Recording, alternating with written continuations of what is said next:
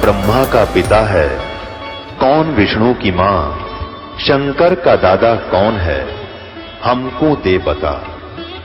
ये जानने के लिए कृपया सुनिए। जगत गुरु तत्वदर्शी संत रामपाल जी महाराज के अमृत वचन सर्व पवित्र धर्मों के पवित्र शास्त्रों के आधार पर। अब कोई पूछने वाला हो कि श्री कृष्ण जी युद्ध के समय, भयंकर समय में चारों तरफ सेना खड़ी है, 1 मिनट में विनाश होने वाला है, और वहां तो योग युक्त हो गए। योग युक्त माने समाधिस्थ हो जाना, परमात्मा से कनेक्शन करके कहता। फिर बोला मैंने, अब तो शांत समय था, बिल्कुल पीसफुल टाइम था। अब तो वो योग युक्त हो नहीं पा रहे और युद्ध में योग युक्त हो गए। जब ज्ञान बोला, कहने का भाव ये है कि श्री कृष्ण जी ने कह का नहीं पता था। जैसे यहाँ किसी में कोई प्रेत प्रवेश कर जाता है, यहाँ सैकड़ों की संख्या में, हजारों की संख्या में आए हैं और वो बोलते हैं, पता नहीं मैं ऐसे हूँ, मैं वहाँ था, मैं ऐसा था, वहाँ रहता था।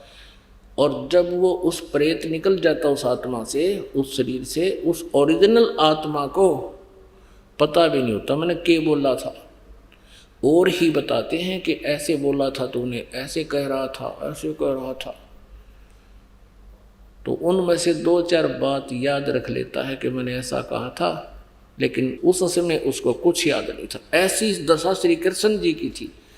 इस श्री कृष्ण जी में उसी समय ये काल प्रवेश कर गया, जैसे पुरकुत्स में प्रवेश हुआ और जैसे पुरंजय में प्रवेश हुआ, प्रेतवत, और पूरा करवा के महाभारत में विनाश श्री कृष्ण के शरीर से निकल गया। अब श्री कृष्ण कह रहे थे मैं हथियार नहीं उठाऊंगा, काल ने रथ का पहिया भी घुमा दिया उठा के और मार डाला दुनिया को। तो पुण्यात्माओं, ये सभी काल की जो है ना, ये लीला थी। काल ने ही, ब्रह्म ने ही बोला। ये ब्रह्म को चाहे काल को, गीता जी अध्याय नंबर 11 के श्लोक नंबर 32 में ये कहता है कि मैं काल हूं और सबका नाश करने को आया हूं। गीता जी अध्याय नंबर 8 के श्लोक नंबर 13 में कहता है कि ओम इति एकाक्षरम ब्रह्म व्यवहारण माम अनुसमरण ये प्रयाति तदन देहम सयाति परमाम गतिम। माम ब्रह्म, मुझ ब्रह्म का केवल एक ओम मंत्र है, नथिंग एल्स।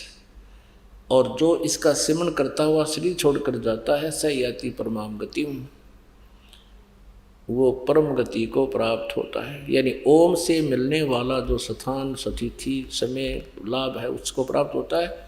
ओम मंत्र के जाप से ब्रह्म लोक प्राप्ति होती है।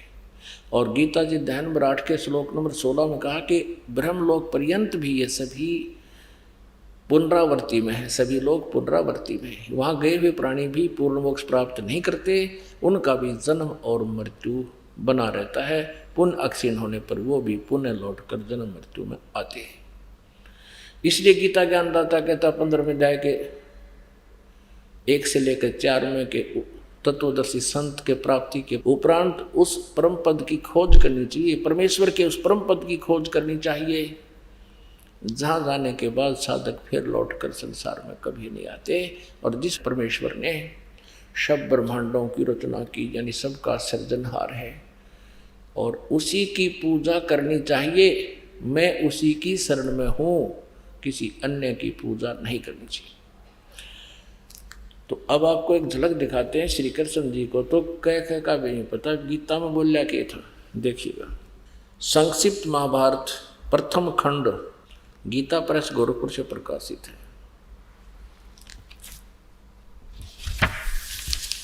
इसके अनुवादक भी, संपादक तथा संशोधक जयदयाल गोविंद का गीता प्रेस गोरखपुर। पहले आप जी को ये दिखाते हैं कि श्री कृष्ण जी ने अपना विराट रूप दिखाया। 545 ये संक्षिप्त महाभारत 544 पृष्ठ से हम लेते हैं। इसके बाद विदुर जी बोले, दुर्योधन तुम मेरी बात सुनो। देखो, श्री कृष्ण को कैद करने का विचार नरकासुर ने भी किया था, किंतु सब दानों के साथ मिलकर भी वह ऐसा नहीं कर सका। फिर तुम इन्हें अपने बलबूते पर पकड़ने का साहस कैसे करते हो? विदुर जी का वक्तव्य समाप्त होने पर भगवान श्री कृष्ण ने कहा, दुर्योधन तुम जो अज्ञानतावश ये समझते हो कि मैं अकेला हूँ और मुझे दबाकर कैद करना चाहते हो, सो याद रखो समस्त पांडव और वर्षणी और अंधक वंशीय यादव भी यहीं पर हैं। गणाना पड़ते हैं इतना। ऐसा कहकर शत्रु दमन श्री कृष्ण ने अट्टहास किया। बस तुरंत ही उनके सब अंगों में बिजली सी कांति के अंगुष्ठा आकार सब देवता दिखाई देने लगे। उनके ललाट में से ब्रह्मा, वक्ष में रुद्र, भुजाओं से लोकपाल, मुख में अग्निदेव आदि इत्यादि आदि असनिक वाले। श्री कृष्ण जी के भयंकर रूप को देखकर सब राजाओं ने भयभीत होकर नेत्र मूंद लिए। केवल द्रोणाचार्य, भीष्म, विदुर, संजय और ऋषि लोग ही उसका दर्शन कर सके, क्योंकि भगवान ने उन्हें दिव्य दृष्टि दे दी थी। पुण्यात्माओं, ये याद रखना कि महाभारत के अंदर प्रत्यक्ष प्रमाण है कि श्री कृष्ण जी ने अपना विराट रूप कौरवों की सभा में दिखाया था। गीता जी अध्याय नंबर 11 के श्लोक नंबर 47-48 में ये गीता ज्ञानदाता कहता है कि ये मेरा वास्तविक विराट रूप काल रूप है, इसको तेरे अतिरिक्त पहले किसी ने नहीं देखा था, और ये मेरी प्राप्ति, मेरे दर्शन, मेरे इस रूप का दर्शन न वेदों वर्णित विधि से, न जप से, न तप से, न किसी क्रिया से, यानी कोई नहीं कर सकता।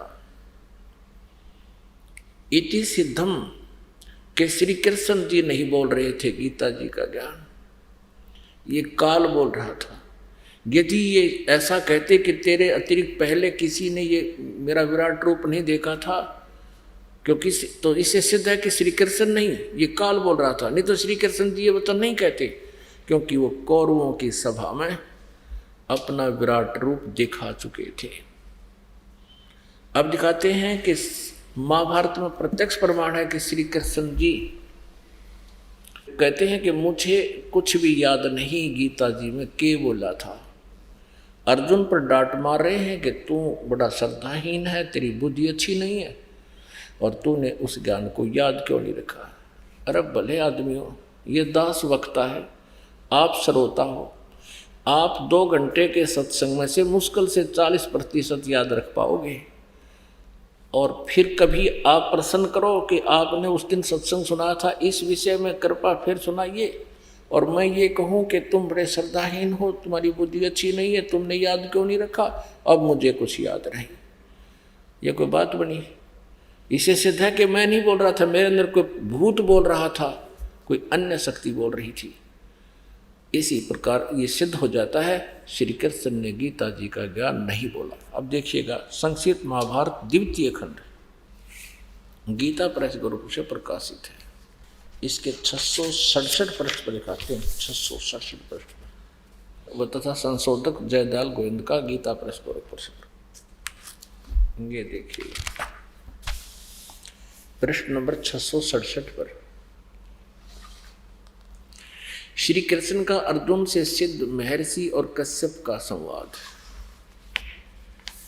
जन्मेजय ने पूछा, ब्राह्मण, शत्रुओं का नाश हो जाने के बाद जब महात्मा श्री कृष्ण और अर्जुन सभा में बैठकर वार्तालाप कर रहे थे, उसमें उनमें क्या क्या बातचीत हुई? वैशंपायन जी ने कहा, राजन, श्री कृष्ण के सहित अर्जुन ने जब अपने राज्य पर पूरा अधिकार प्राप्त कर लिया तो वे दिव्य सभा भवन में आनंद से रहने लगे। एक दिन सवदनों से घिरे हुए वे दोनों मित्र सब इच्छा से घूमते घूमते सभा मंडप के ऐसे भाग में पहुंचे जो स्वर्ग के समान सुंदर था। पांडुनंदन अर्जुन श्री कृष्ण के साथ रहकर बहुत प्रसन्न थे। उन्होंने एक बार उस रमणीय सभा की ओर दृष्टि डालकर भगवान से यह वचन कहा, देवकी नंदन, जब युद्ध का अवसर उपस्थित था उस समय मुझे आपके महात्म्य का ज्ञान और ईश्वरीय स्वरूप का दर्शन हुआ था, किंतु केशव, आपने स्नेहवश पहले मुझे जो ज्ञान उपदेश किया था वह सब इस समय बुद्धि के दोष से भूल गया है। उन विषयों को सुनने के लिए बारंबार मेरे मन में उत्कंठा होती है। इधर आप जल्दी ही द्वारका जाने वाले हैं, अतः पुनः वह सब विषय मुझे सुना दीजिए। वैशंपायन जी कहते हैं, अर्जुन के ऐसे कहने पर वक्ताओं में श्रेष्ठ महातेजस्वी भगवान श्री कृष्ण ने उन्हें गले से लगाकर इस प्रकार उत्तर दिया। पहले तो गले से लगाने का केतुक था और फिर डांट मारे। यानी आदमी जब बिचल जाता है ना, उसको पता है कि तेने कुछ नहीं पता, तब वो इस तरह की एक्टिंग कराया करे। श्री कृष्ण, भगवान श्री कृष्ण ने उन्हें गले से लगाकर इस प्रकार उत्तर दिया। श्री कृष्ण जी बोले, अर्जुन, उस समय मैंने तुम्हें अत्यंत गोपनीय विषय का श्रवण कराया था। अपने स्वरूप भूत धर्म सनातन पुरुषोत्तम तत्व का परिचय दिया था और नित्य लोकों का भी वर्णन किया था, किंतु तुमने जो अपनी नासमझी के कारण उस उपदेश को याद नहीं रखा, यह जानकर मुझे बड़ा खेद हुआ है। अब क्या कहते हैं, उन बातों का अब पूरा पूरा स्मरण होना संभव नहीं जान पड़ता। पांडुनंदन, निश्चय तुम बड़े श्रद्धाहीन हो, तुम्हारी बुद्धि अच्छी नहीं जान पड़ती।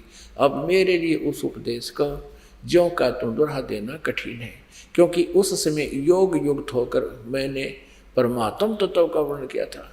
ईब के स्विच ऑफ हो गया, ईब हो जा योग युक्त, ये बैटरी डिस्चार्ज होगी तेरी, बता, न्यू मूर्ख बना रहे हैं।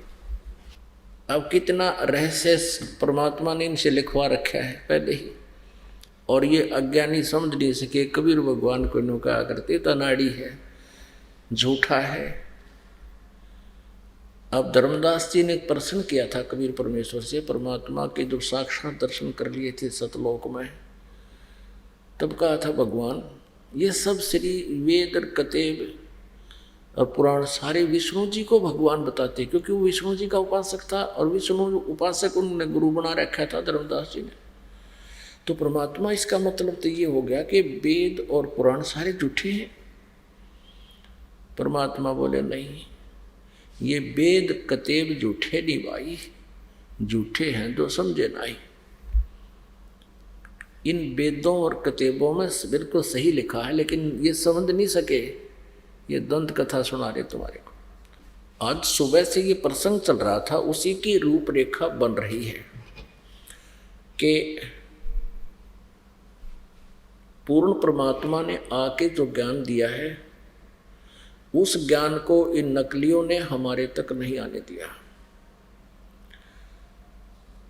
और जहाँ तक पाप नाश करने का ये कहते हैं श्री विष्णु जी अर्थात श्री कृष्ण जी सर्व पाप नाश कर देते हैं, उदाहरण देते हैं गीता जी अध्याय नंबर 18 के श्लोक नंबर 62 का, कि श्री कृष्ण जी स्वयं कह रहे हैं, मैं सर्व पापे भय मोक्षामि मां सूचो।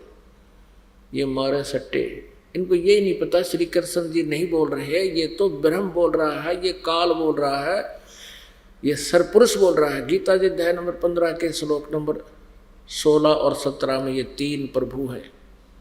एक सरपुरुष ये ब्रह्म है, ब्रह्मा विष्णु महेश का पिता है, ये काल जिसे कहते हैं, और ये 21 ब्रह्मांड का स्वामी है, 21 ब्रह्मांड का प्रभु है। दूसरा जो है अक्षर पुरुष है, जिसको परब्रह्म भी कहते हैं, ये 7 शंख ब्रह्मांड का स्वामी है।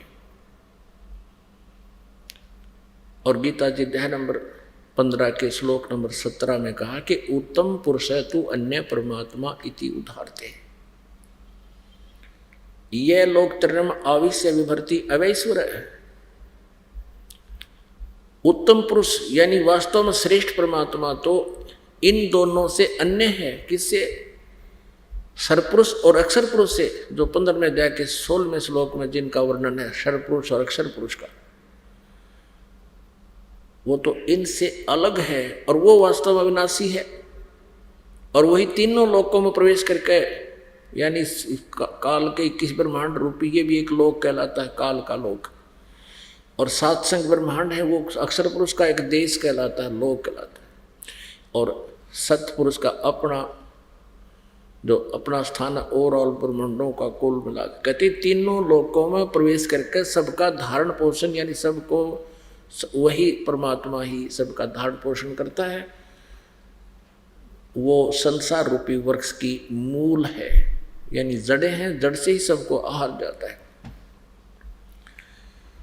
तो गीता ज्ञान दाता सुबह भी बताया था, 18वें अध्याय के 62वें श्लोक में कहता है कि अर्जुन तू सर्वभाव से उस परमेश्वर की शरण में जा जिसकी कृपा से तू परम शांति को और सनातन परम धाम को प्राप्त होगा। क्योंकि अपने विषय में 4थे अध्याय के 5वें और 9वें श्लोक में, दूसरे अध्याय के 12वें श्लोक में, 10वें अध्याय के दूसरे श्लोक में गीता ज्ञानदाता कहता अर्जुन तेरे और मेरे बहुत जन्म हो चुके हैं, तू नहीं जानता मैं जानता हूँ। तू, मैं और ये सब सैनिक पहले भी जन्मे थे, आगे भी होंगे। ये ना सोच कि हम अभी अभी हैं। और फिर अपनी साधना के लिए कहता है कि यदि तूने मेरी साधना करनी है 7वें अध्याय के 5 और 7 में, तो युद्ध भी करना होगा। मेरी शरण में रहना है तो मेरी स्मरण भी कर और युद्ध भी कर, खड़ा हो, क्योंकि मेरे पास रहेगा तो शांति नाम की चीज नहीं है।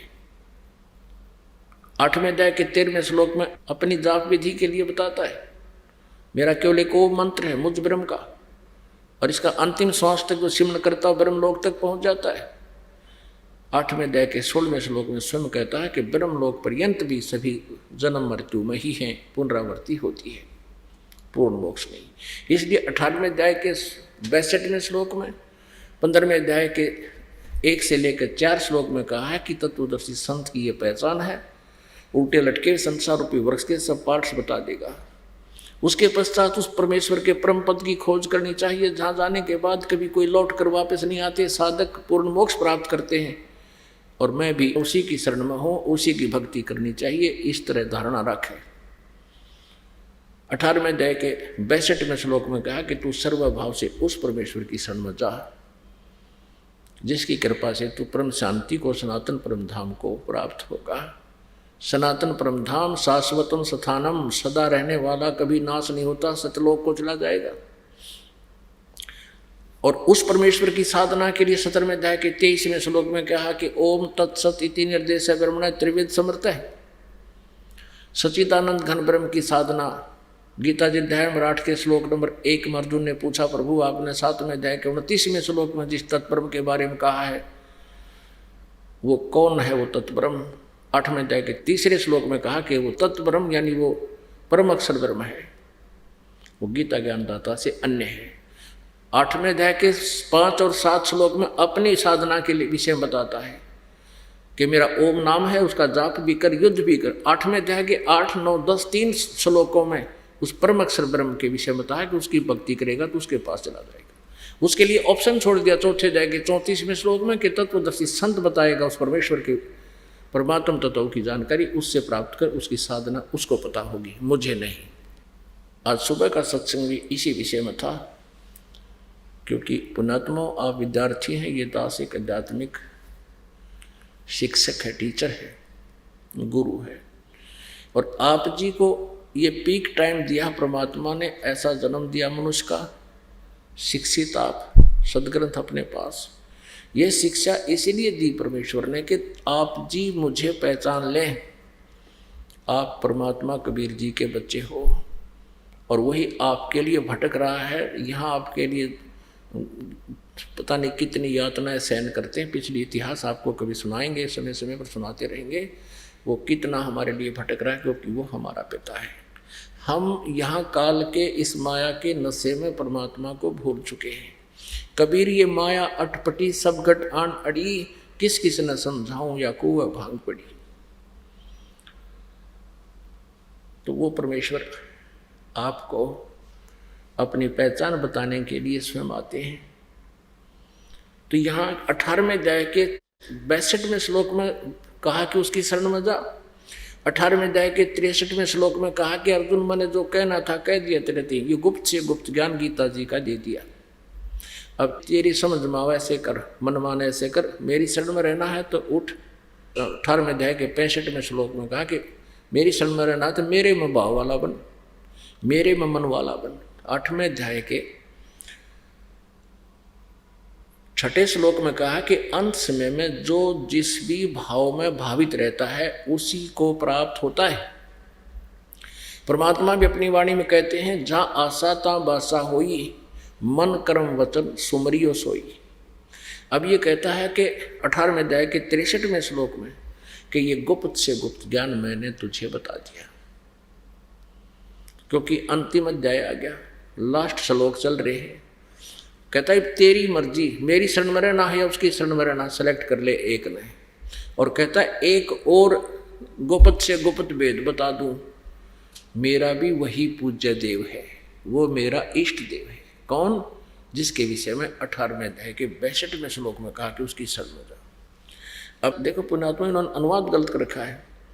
अब गीता ज्ञानदाता 18वें अध्याय के 63वें श्लोक में तो कह रहा है कि गुप्त ज्ञान दे दिया, गीता जी का सारा ज्ञान सुना दिया, गुप्त से गुप्त रहस्य भी बता दिए कि मैं काल हूँ, वो परमात्मा कोई और है, वहाँ जाने के बाद जन्म मृत्यु नहीं होती, उसकी साधना संत से प्राप्त कर, तत्वदर्शी संत से।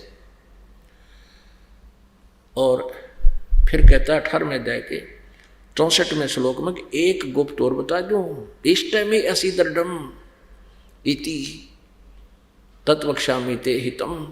तुझे फिर और बताता हूं एक गुप्त से गुप्त भेद। कति गुप्त? मेरा भी पूज्य देव इष्ट वही है। और परमात्मा कहते हैं तेरा ज्योत स्वरूपी, ये ज्योत स्वरूपी अलख निरंजन यो ब्रह्म काल भी धरता ध्यान हमारा। श्रीमद् भगवद गीता अध्याय नंबर 18 के श्लोक नंबर 66 में गीता ज्ञानदाता कहता है कि सर्वधर्मान परित्यज माम एकम शरणम व्रज। मेरे सत्र की जो पूजा है, गीता जी अध्याय नंबर 17 के श्लोक नंबर 23 में ओम तत्सत 3 मंत्र का जाप सच्चिदानंद घन ब्रह्म के पाणी का कहा कि ओम तो ब्रह्म का है। गीता जी अध्याय नंबर 8 के श्लोक नंबर 13 में कहा कि ओम इति एक अक्षरम ब्रह्म व्यवहारण माम अनुसमरण। तो ये ओम मंत्र का जाप कहता है कि मुझे छोड़ दे इसकी कमाई, जो मेरे सत्र की जो धार्मिक पूजाएं हैं, फिर मैं तुझे सभी पापों से मुक्त कर दूंगा। फिर उस एक की शरण में जा। एकम शरणम व्रज, एकम माने जिसके बराबर दूसरा नहीं कोई। सर्वशक्तिमान अद्वितीय परमेश्वर परम अक्षर ब्रह्म की शरण में जा, मेरे सत्र की पूजा मुझे छोड़ दे। हम क्या करते रहे, पहले ऋषि में ऋषि बनकर ओम नाम का जाप करते, उसकी पुण्य कमाई को ब्रह्मलोक में उस बड़े रेस्टोरेंट में नाश कराते, होटल में पुण्य तो वहाँ समाप्त कर देते, पाप नरक में भोगने पड़ते, गधे कुत्ते बनते। तो अब ये कहता है कि मेरे सत्र की जो पूजा मुझे दे दे, ओम नाम का जाप मेरा छोड़ दे, और पाप परमात्मा के सतनाम से नाश हो जाते हैं। तो फिर कहता उसकी शरण में जा, एकम शरणम व्रज। इन अनाड़ियों ने उल्टा अनुवाद कर दिया कि मेरी शरण में आ जा। अर्जुन पहले ही कह रहा कि मैं आपकी शरण में हूँ, गीता जी अध्याय नंबर 2 के श्लोक नंबर 7 में, कि मैं आपका शिष्य हूँ, आपकी शरण में हूँ, और मेरी बुद्धि अब काम नहीं कर रही, मुझे ठीक शिक्षा दे दो, मैंने करना क्या चाहिए। और ये नौका श्री कृष्ण नौका मेरी शरण में आ जा। श्री कृष्ण तो बोल ही नहीं रहा गीता जी को, और कहते हैं श्री कृष्ण जी कहता सब पाप नाश कर दूंगा। श्री कृष्ण जी तो बोल ही नहीं रहा, श्री कृष्ण जी इसमें कोई शब्द भी नहीं बोला, और वो अपने पाप नाश नहीं कर सका तो औरों का कैसे कर देगा। आपको थोड़ी सी झलक दिखाते हैं इन अज्ञानियों की, जिन्होंने इन गीता जी के अनुवादों में बट्ठा बैठा रखा है। अज्ञान के कारण, तत्व ज्ञान के अभाव से इन्होंने अर्थों के अनर्थ कर डाले।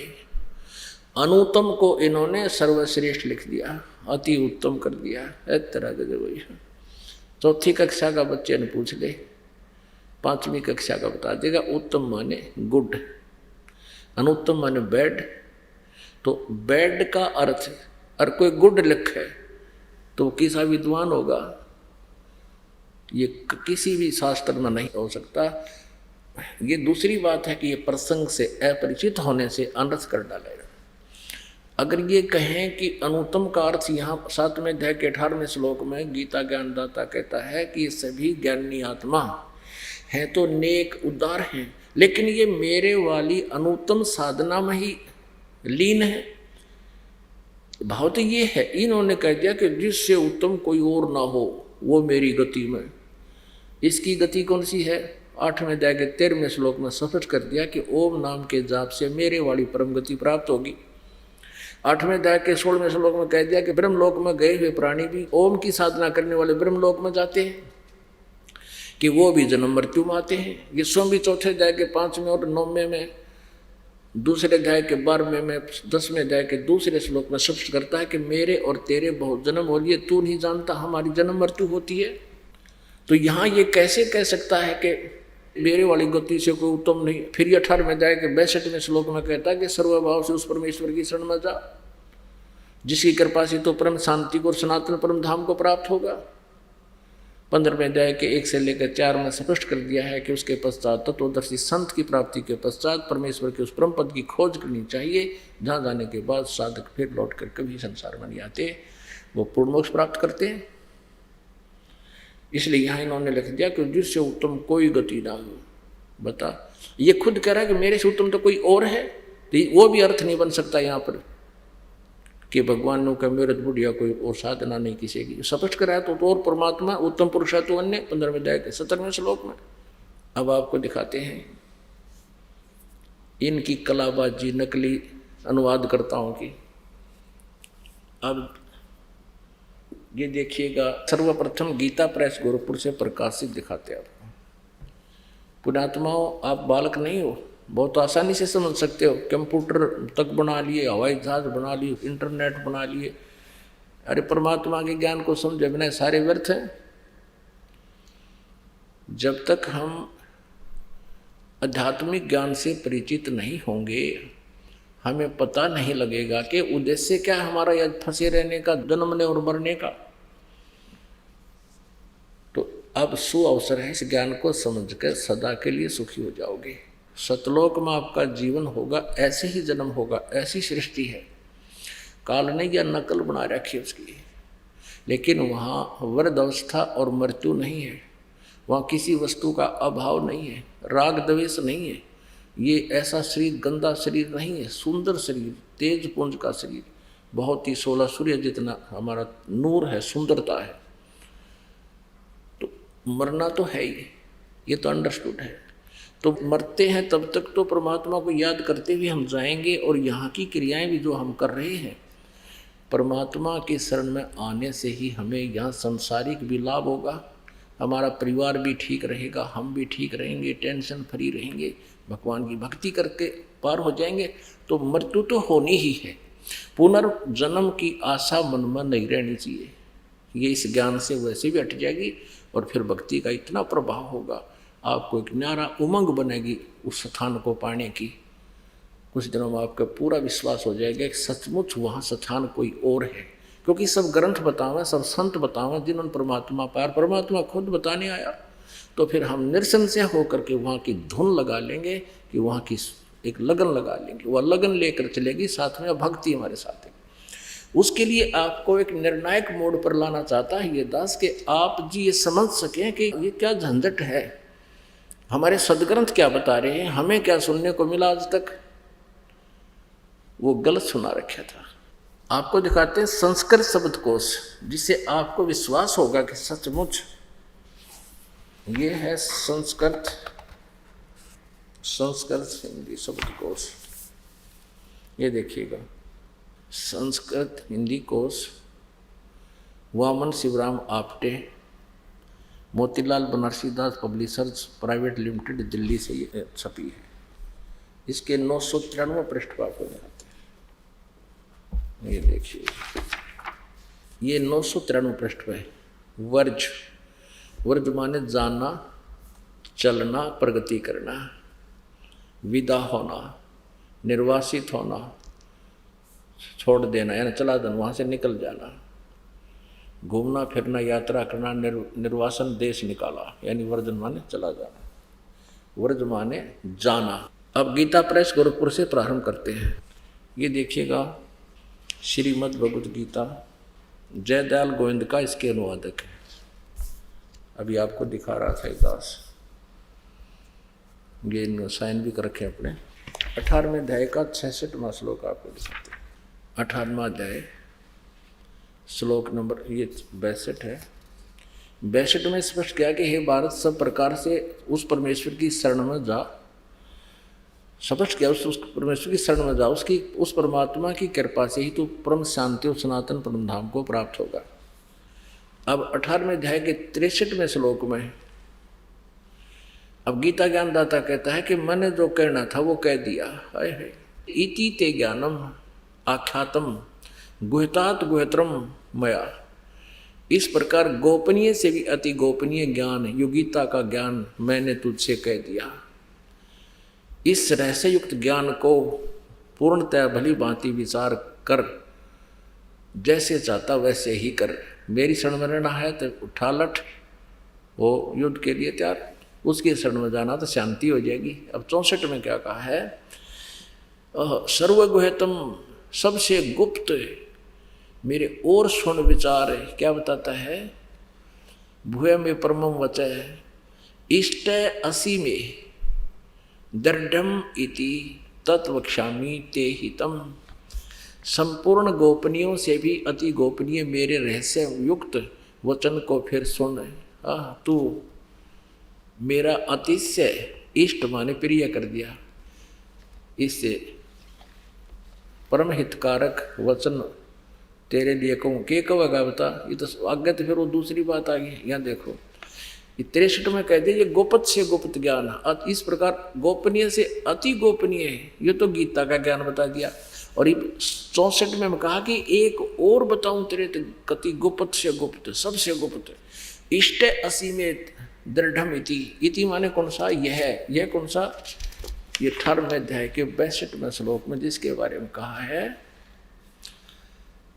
कि तू सर्वभाव से उस परमेश्वर की शरण में जा, उस परमात्मा की कृपा से परम शांति और सनातन परम धाम को प्राप्त होगा। इसके विषय में कह रहा है कि यह मेरा भी पूज्य देव है, मेरा भी इष्ट देव है। इष्ट असी में दृढ़म यानी कति पक्कम पक्की बात है यार, और ये तेरे हित में कहूँगा। इन्होंने गलत अनुवाद किया। अब 65 में क्या कहा? 18वें अध्याय के 65 में कि मुझ में मन वाला हो, अगर मेरी शरण में रहना है तो मुझ में मन वाला हो, मेरा भक्त बन, मेरा पूजन करने वाला हो, मुझको प्रणाम कर। ऐसा करने से मुझे ही प्राप्त होगा। तुझसे सत प्रतिज्ञा करता हूँ, क्योंकि तू मेरा अत्यंत प्रिय है। यहाँ ठीक है, इन्होंने यहाँ इष्ट का अर्थ प्रिय करके गलत कर दिया। यहाँ इष्ट माने इष्ट देव है, इष्ट है, इष्ट देव है। अब 66वां आ गया, क्योंकि यहाँ लास्ट अध्याय और लास्ट श्लोक लगभग चल रहे हैं। निर्णायक मोड़ पर ला रहा काल भी कह रहा कि मेरी शरण में फैसला कर ले, तने विचार कर ले कौन के करना। ये गुप्त से गुप्त ज्ञान गीता का मैंने बता दिया, और ये और बता दो मेरा भी पूज्य देव वही है। और ये कहता जब तन मेरी शरण में रहना है तो मेरे में मन वाला हो, और किसी की नहीं पूजा करेगा, नीचे के ब्रह्मा विष्णु महेश की पूजा भी नहीं करनी है। और फिर 66 में कहता है कि सर्वधर्मान परित्यज माम एकम शरणम व्रज। उसकी शरण में जाना है तो ये तरीका है। अहम तो सर्व पापेभ्यो मोक्षामि मा शुच्यते। संपूर्ण धर्मों को अर्थात संपूर्ण कर्तव्य कर्मों को मुझ में त्याग कर तू केवल एक सर्वशक्तिमान, मुझ सर्वशक्तिमान सर्वाधार परमेश्वर की शरण में वर्द माने आ जा। कितनी बकवाद गढ़ रखी ने। अब श्री कृष्ण की शरण में तो जो था ही, अर्जुन दूसरे अध्याय के 7वें श्लोक में कहता है कि मैं आपकी शरण हूँ, आप हमारे गुरु हो। अब देखो दूसरे अध्याय का श्रीमद् भगवद गीता अध्याय नंबर 2 और 7वां श्लोक है। कायरता रूप दोष से अपहत हुआ स्वभाव वाला, धर्म के विषय में मोहित चित्त हुआ मैं आपसे पूछता हूँ कि जो साधन निश्चय कल्याणकारक हो वह मेरे लिए कहिए, क्योंकि मैं आपका शिष्य हूँ। इसलिए आपके शरण हुए मुझको शिक्षा दीजिए। अब शरण तो सही पहले था, इनकी शरण था। अब यहाँ कहते हैं कृष्ण जी करो मेरी शरण में आजा नहीं, वो तो कहता है जब उसकी शरण में जाना है तो उसकी भक्ति कर। ये देखो 18वें अध्याय का। अब हम आगे 66वें श्लोक में। सर्वधर्मा सभी संपूर्ण धर्मों को अर्थात संपूर्ण करते हुए कर्मों को मुझ में त्याग कर तू केवल एक। ये इसका यहाँ देखिए, सर्वधर्म परित्याग मम एकम शरणम व्रज। एकम माने जिसके बराबर दूसरा ना हो, अद्वितीय परमात्मा सतपुरुष की परम अक्षर ब्रह्म की शरण में व्रज माने जा, और मेरे सत्र की पूजाएं मुझ में त्याग दे, तब मैं तुझे छोड़ूंगा ना, अड़े कुत्ते गधे बनाता रहूंगा। और ये क्या अनुवाद करते हैं, मेरी शरण में आ जा, फिर मैं तुझे सब पापों से मुक्त कर दूंगा, शोक मत कर। ये तो दिखाया आपको गीता प्रेस गोरखपुर से प्रकाशित। सभी ने एक कुएं का पानी पी रखा है, एक भांग डाल रखी है कालना ज्ञान की, और सभी ने उस तरह ही एक्टिंग उसी तरह की क्रियाएं कर रखी है, सबने एक जैसा ज्ञान अनुवाद कर रखे हैं। अब देखो एक और कमाल कर रखा है, एस्कॉन वालों ने तो कति स्पष्ट झूठ बोल रखी नो दिखती। श्रीमद् भगवद गीता यथारूप, ये है श्रीमद् एसी कृष्ण कृपा मूर्ति, श्रीमद् एसी भक्तिनित वेदांत स्वामी प्रभुपाद संस्थापकाचार्य अंतर्राष्ट्रीय कृष्ण भावनामृत संघ का Bhaktivedanta book trust, Los Angeles, London, Stockholm, Sydney और हांगकांग, मुंबई में इसका ये पुस्तकों का सटाल सटूल होगा इनका।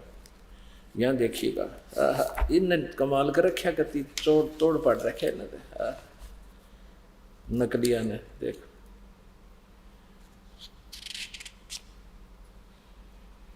यहाँ देखिएगा अध्याय 18 का श्लोक 66 यहाँ पर शुरू होता है। सर्वधर्मान परित्यज माम एकम शरणम व्रज, इसका अनुवाद यहाँ किया है इन्होंने तो कमाल कर रखा है। देखिएगा अर्थ तो सही लिख रहे हैं कि कदे को हमने मूर्ख ना बता दे। सर्वधर्मान का अर्थ लिखा है समस्त प्रकार के धर्म, परित्यज माने त्याग कर, माम माने मेरी, एकम माने एकमात्र, शरणम माने शरण में, व्रज माने जाओ। यहाँ ठीक लिखा, अर्थ तो सही लिख दिया, व्रज माने जाना ही होता है, और यहाँ फिर नाश कर दिया उल्टा है, यहाँ घुमाना। यहाँ अनुवाद ये है इनका, समस्त प्रकार के धर्मों का परित्याग करो और मेरी शरण में आओ। अरे भांग पी रहे थे ये भी। व्रज माने जाओ, जाना होता है, यहाँ आओ कैसे बना दिया, मेरी शरण से जाओ। या तो नहीं लगता मेरी शरण से जाओ तो भी मान जाते, फिर जाना, फिर ये नहीं पता ये जाने के लिए किसको कह रहे हैं।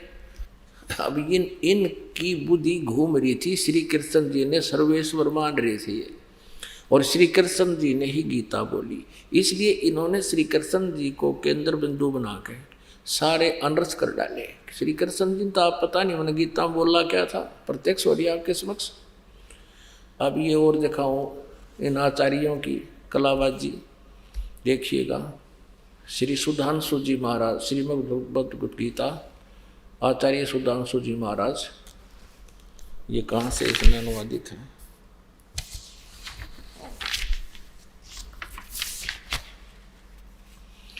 ये प्रकाशक हैं विश्व जागृति प्रकाशन, ओंकारेश्वर महादेव मंदिर, जी ब्लॉक, मानसरोवर गार्डन, नई दिल्ली। मुद्रक इंटर इंडिया पब्लिकेशन, D17, राजा गार्डन, नई दिल्ली।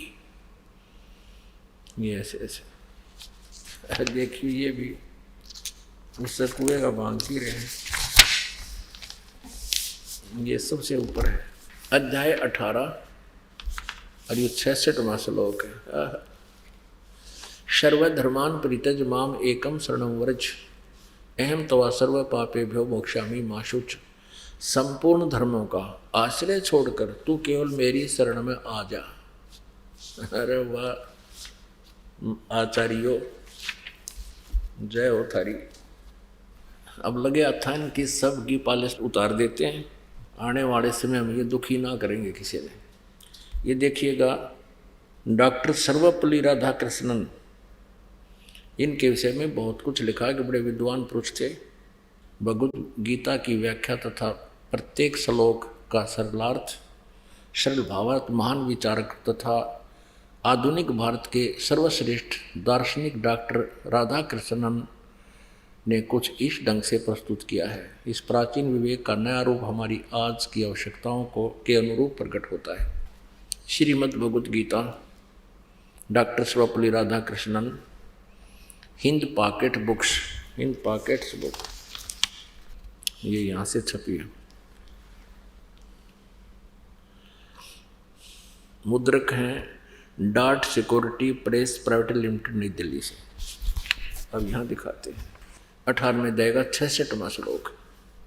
सर्वधर्मान परित्यज माम एकम शरणं व्रज अहम त्वा सर्व पापेभ्यो मोक्षामि मा शुच। अनुवाद है, सब कर्तव्यों को छोड़कर तू केवल मेरी शरण में आ जा। ये सर्वपल्ली महाराज जी के विचार देखो। अब देखो,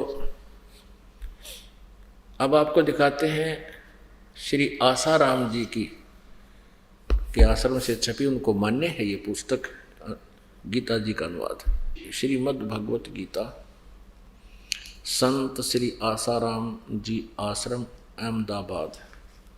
आसाराम जी क्या कहते हैं? स्वयं भगवान विष्णु के मुखारविंद से निकले हुए गीता शास्त्र को गाने और पालन करने योग्य महाफलदायक कर्तव्य होते हुए अन्य शास्त्रों के विस्तार की क्या आवश्यकता है? महर्षि व्यास जी और महात्मा बता रहे, ये भी इनको मान्य है। जब ये लिख रहे हैं तो ये सारा कुछ के श्री कृष्ण जी के मुखारविंद से उच्चारित हुई। ये देखिएगा 18वें अध्याय का 66वां श्लोक। 18वां अध्याय 66वां श्लोक। सर्वधर्मान परित्यज माम एकम शरणं व्रज। संपूर्ण धर्मों का अर्थात संपूर्ण कर्तव्य कर्मों को मुझ में त्याग कर तू केवल एक मुझ सर्वशक्तिमान सर्वाधार परमेश्वर की शरण में आ जा। एक और आपको दिखाते हैं हंसा देश पंथ से, जिसमें ये श्री सतपाल जी और श्री प्रेम रावत जो अमेरिका में अपना चमटा गाड़े बैठे हैं, उनको भी ये मान्य है। देखिएगा श्रीमद् भगवद गीता, ये कहाँ से छपी है? अनुवादक हैं ब्रह्मलीन महात्मा सत्यानंद, महात्मा सर्वज्ञानानंद, आदि संपादक हंसादेश। प्रकाशक मानव उत्थान सेवा समिति 2/12 पंजाबी विभाग, नई दिल्ली से।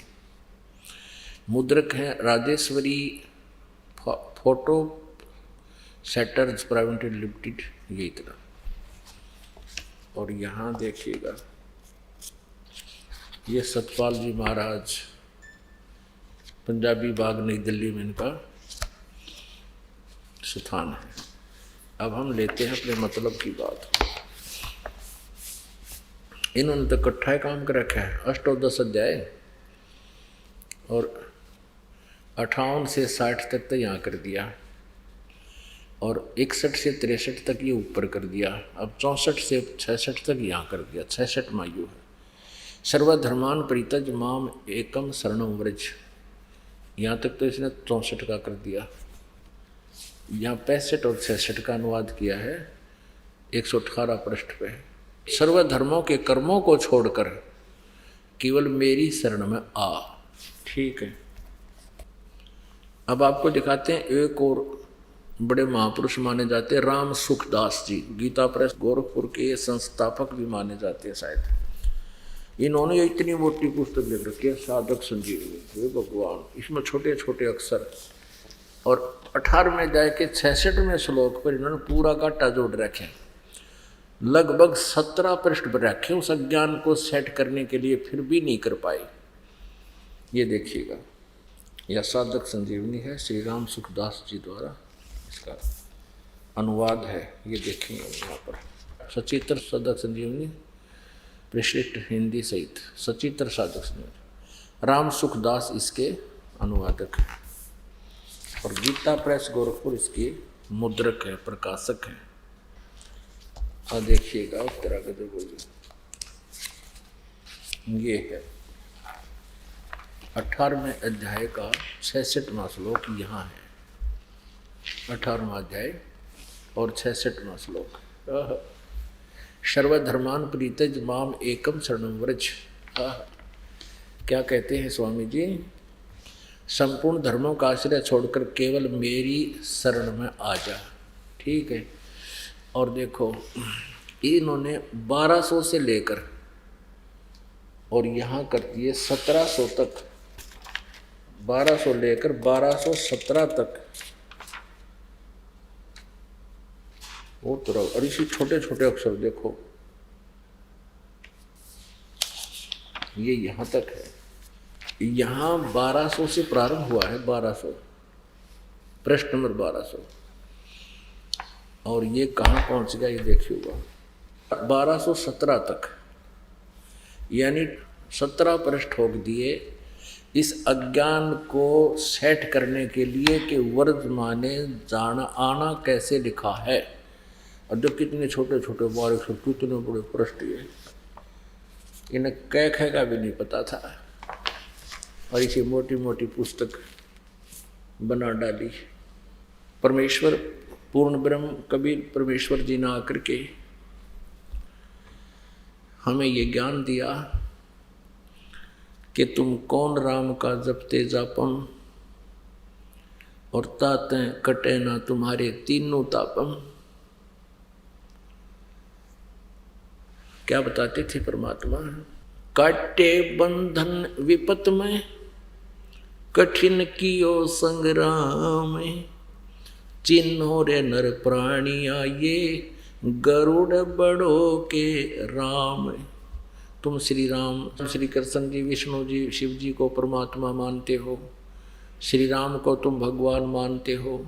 जब आपत्ति आई, लंका का युद्ध हो रहा था, श्री रामचंद्र सेना सहित नाग फांस में आगे थे। सभी सेना को श्री रामचंद्र जी, लक्ष्मण, हनुमान, अंगद तक को, सभी को नागाओं इतने नाग प्रकट हो गए, सभी को बांध लिया, लपेटा ला दिया, हाथ सीधे खड़े हो गए उनके, टस से मस नहीं हो पा रहे थे, और सबके जान ने बीत गई थी, मुसीबत आ गई थी। क्या कहते हैं कि फिर गरुड़ से, जो श्री विष्णु जी के वाहन हैं, गरुड़ पक्षी, उसको प्रार्थना की गई, उसको याद किया। गरुड़ ने आकर के श्री रामचंद्र जी के बंधन काटे, वो नाग काट दिए, मारे खाए, तब श्री रामचंद्र जी मुक्त हुए। अब परमात्मा कबीर जी कहा करते थे, काटे बंधन विपत में, कठिन कियो संग्राम, चिन्हो रे नर प्राणिया ये, गरुड़ बड़ो के राम। ये तुम्हारा श्री राम शक्तिशाली है या गरुड़ ताकतवर होया? ये कौन से भगवान मानोगे तुम? कहते हैं कि श्री रामचंद्र जी को आप परमात्मा इसलिए मान रहे हो कि उन्होंने समुद्र पर पुल बनवा दिया। अगस्त ऋषि ने 7 समुद्रों को एक घूंट में पी लिया था, ये खाली हो गए थे। इनमें कौन सा परमात्मा हुआ? कहते हैं समुद्र पाट लंका गयो। समुद्र को पाट माने उसके ऊपर पुल बना के उसको छाप के, समुद्र पाट लंका गयो, सीता को भरतारे, अगस्त ऋषि ने ये 7 पी लिए, इनमें कौन करतार। यदि आप इसी उपमा से भगवान मानते हो तो अगस्त ऋषि ने तो 7 पी लिए, श्री रामचंद्र जी ने तो एक छोटा सा पुल बनाया इसके ऊपर, फिर कौन सा भगवान हुआ? फिर तुम अन्य उपमा करते हो कि श्री कृष्ण जी अर्थात विष्णु जी ने गोवर्धन पर्वत को, गिरिराज को उठा लिया था। परमात्मा कहते हैं हनुमान जी ने द्रोणागिरी उठाया, और तुम्हारी लोकवेद बताते हो तुम ही के शेष नाग पूरे ब्रह्मांड ने उठा रहा। तो फिर पृथ्वी तो उस शेष नाग के सिर पर बताओ तुम, फिर भगवान यू भगवान कैसे हो गया? इस दृष्टिकोण से तो शेष नाग भगवान हो गया, या इसके पैरेलल हनुमान भगवान हुआ। फिर क्या बताते हैं परमात्मा, गोवर्धन श्री कृष्ण धार्यो द्रोणगिरी हनुमंत, शेष नाग सृष्टि उठारा इनमें कौन भगवंत। परमात्मा क्या कहा करते थे कि सत साधना कर ले प्राणी, और तू यहां 2 दिन के लिए आया हुआ है, इन बकवादा न छोड़ दे। जो अन्य साधना तू कर रहा है ये ठीक नहीं है। मन ने की कर ले 2 दिन का मेहमान, मन ने की कर ले 2 दिन का मेहमान, मन ने की कर ले 2 दिन का मेहमान। जोरू लड़का कुटुंब कबीला, ये 2 दिन का तेरा तन मन का मेला। जोरू लड़का कुटुंब कबीला, 2 दिन का तन मन का मेला। अंत काल उठ चले अकेला, ये तज माया मंडाने, मन ने की कर ले 2 दिन का मेहमान, मन ने की कर ले 2 दिन का मेहमान। कहाँ से आया कहाँ जाएगा, तन छूटे तब कहाँ समावेगा। कहाँ से आया कहाँ जावेगा, तन छूटे तब कहाँ समावेगा। आखिर तुझको कौन कहेगा, गुरु बिन आत्म ज्ञान, मन ने की कर ले 2 दिन का मेहमान, मन ने की कर ले 2 दिन का मेहमान। कौन तुम्हारा सच्चा साईं, कि कौन है तेरा सच्चा भगवान। कौन तुम्हारा सच्चा साईं, झूठी है ये सकल सगाई। सगाई मान ये नाते रिश्ते जो है ये कुछ समय के हैं। कौन तुम्हारा सच्चा साईं, झूठी है ये सकल सगाई। चलने से पहले सोच रे भाई, कहाँ करेगा विश्राम, मन ने की कर ले 2 दिन का मेहमान, मन ने की कर ले 2 दिन का मेहमान। हर हट माल पन घट जो भरीता, हर हट माल ये अरहट का कुआ लोई आगल बन जाए है सब कोई। हर हट माल पन घट जो भरीता, आवत जात भरे और रीता। हर हट माल पन घट जो भरीता, आवत जात भरे और रीता। जुगन जुगन तू मरता जीता, करवा ले रे कल्याण, मन ने की कर ले 2 दिन का मेहमान, मन ने की कर ले 2 दिन का मेहमान। 184 की सहतरासा, ऊंच नीच घर लेता बासा। 184 की सहतरासा, ऊंच नीच घर लेता बासा। कह कबीर सब मिटाऊं रासा, कर मेरी पहचान, मन ने की कर ले 2 दिन का मेहमान।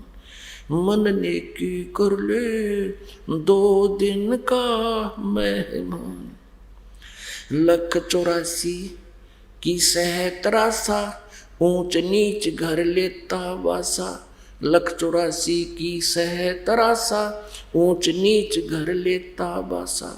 कह कबीर सब मिटा दूं रासा, कर मेरी पहचान, मन ने की कर ले 2 दिन का मेहमान। नाम सुमर ले सुकर्म कर ले, कौन जाने कल की, खबर नहीं एक पल की। नाम सुमर ले सुकर्म कर ले, कौन जाने कल की, खबर नहीं पल की। कौड़ी कौड़ी माया जोड़े, बात करे छल की। कौड़ी कौड़ी माया जोड़े, बात करे छल की। पाप पुण्य की या बांधली गठरिया, कैसे हो हल्की। पाप पुण्य की बांधी पोटरिया, कैसे हो हल्की। नाम सुमर ले सुकुर्म कर ले, कौन जाने कल की, खबरिया नहीं पल की। नाम सुमर ले सुकर्म कर ले, कौन जाने कल की, खबरिया ना पल की। मात पिता परिवार भाई बंधु, ये तरिया मतलब की। मात पिता परिवार भाई बंधु, तरिया मतलब की। चलती बरिया कोई ना साथी, या मट्टी जंगल की, खबर नहीं पल की। नाम सुमर ले सुकर्म कर ले, कौन जाने कल की, खबर नहीं पल की। नाम सुमर ले सुकर्म कर ले, कौन जाने कल की, खबर नहीं पल की। तारों बीच चंद्रमा जो झलके, तेरी महिमा झला झलकी। तारों बीच चंद्रमा जो झलके, आज तेरी महिमा झला झलकी। बने कुकरा बेष्टा खावे, अब बात करे बल की, खबर नहीं पल की। नाम सुमर ले सुकर्म कर ले, कौन जाने कल की, खबर नहीं पल की। ये संसार रैन का सपना, जैसे ओस बूंद जल की। ये संसार रैन का सपना, जैसे ओस बूंद जल की। सतनाम बिना सब है साधना, जैसे गारा दल दल की, खबर नहीं पल की। नाम सुमर ले सुकर्म कर ले, कौन जाने कल की, खबरिया ना पल की। अंत समय जब चले अकेला, तेरी आंसू ने न ढलकी। अंत समय जब चले अकेला, आंसू ने न ढलकी। कहे कबीर शरण गए हमरी, कहे कबीर शरण गए मेरी। हो रक्षा जल थल की, खबर नहीं पल की। नाम सुमर ले सुकर्म कर ले, कौन जाने कल की, खबर नहीं पल की। अंत समय जब चले अकेला, आंसू ने न ढलकी। अंत समय जब चले अकेला, आंसू ने न ढलकी। कहे कबीर शरण गए मेरी, हो रक्षा जल थल की, खबर नहीं पल की। अब परमात्मा कितना निर्णायक बताते हैं कि तू मेरी शरण गए और मेरी पहचान कर, फिर तेरी सारी रक्षा होगी। अन्य साधना जो तू कर रहा है तो गारा दलदल की, उन साधनाओं से दूना नरक में, दूना गिरावट में आता जा रहा है। तो परमात्मा कहते हैं समझा है तो सर दर पाओ, बहुर नहीं रे साता। बोलो सतगुरुदेव।